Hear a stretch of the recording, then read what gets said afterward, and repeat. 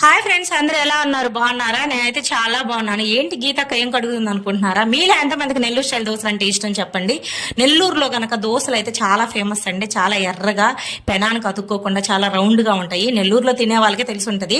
నేను నెల్లూరు అమ్మాయినే కాబట్టి చెప్తున్నాను. నా మాట కాదు కానీ ఈ టిప్పు, నేను చెప్పబోయే టిప్పు తాత ముత్తాతల కాలం నుంచి వస్తుంది. ఇంతకీ టిప్పు చెప్పక్క సోచ్ చెప్పొద్దంటారా? ఆగండి అక్కడికే వస్తున్నాను.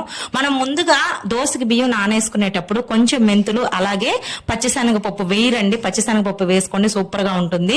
ఇంకా అంతేకాదు, మినపప్పు, పచ్చిశనగపప్పు, మెంతులు, బియ్యం అన్ని నానపెట్టాక గ్రైండ్ చేసుకునే ముందు ఇలా వాష్ చేసుకోవాలి ఒక 2-3 సార్లు.